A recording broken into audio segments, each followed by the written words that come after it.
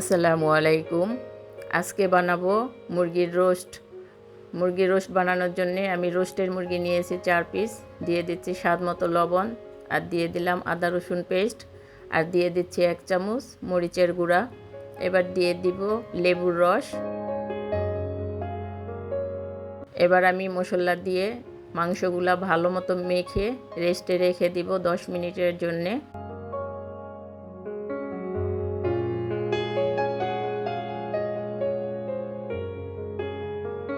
আমি প্রথমে পেঁয়াজ ব্রেস্তা করে নিব, এই জন্য ফ্রাই প্যানে কিছু তেল দিয়ে দিয়েছি।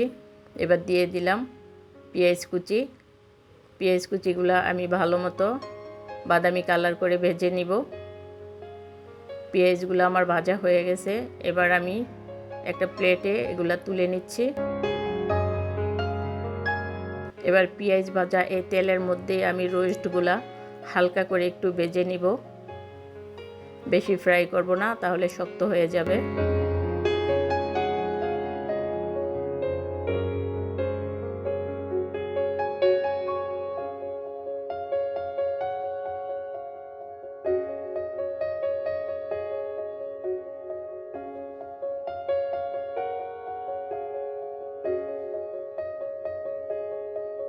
রোস্টগুলো আমার ভাজা হয়ে গেছে।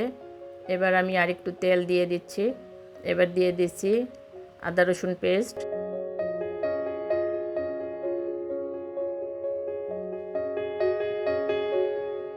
এবার দিয়ে দিচ্ছি জিরা গুঁড়া, ধনিয়া গুঁড়া, মরিচ গুঁড়া আর হালকা একটু হলুদ গুঁড়া। এবার এগুলো আমি একটু ভেজে নিব। এবার দিয়ে দিচ্ছি সামান্য পানি। এবার দিয়ে দিচ্ছি স্বাদ মতো লবণ। এবার মশলাটা আমি ভালো মতো কষিয়ে নিচ্ছি। এবার দিয়ে দিচ্ছি কয়েকটা দারচিনি আর কয়েকটা এলাচ।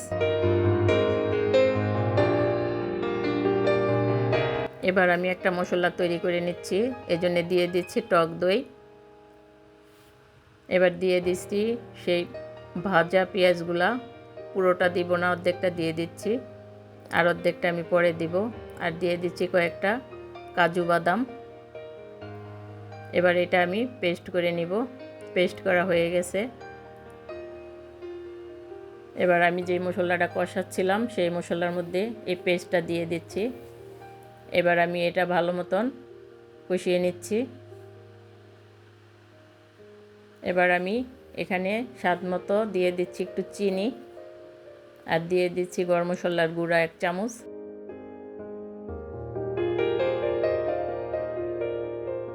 এবার আমি ভাজা রোস্টগুলা এই মশলার মধ্যে দিয়ে দিচ্ছি। এবার মশলার মধ্যে দিয়ে এটাকে একটু ভালো মতো কষিয়ে নিব।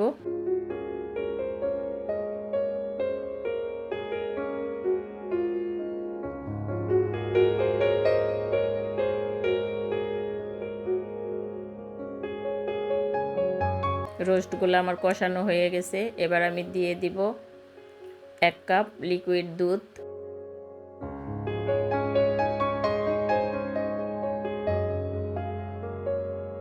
লিকুইড দুধ দেওয়ার পরে এটা আমি ঢেকে আস্তে আস্তে জাল করে নিব।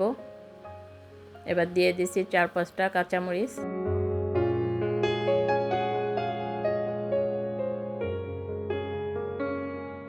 রোস্ট আমার প্রায় হয়ে গেছে। এবার আমি দিয়ে দিব ভেজে রাখা পেঁয়াজগুলা।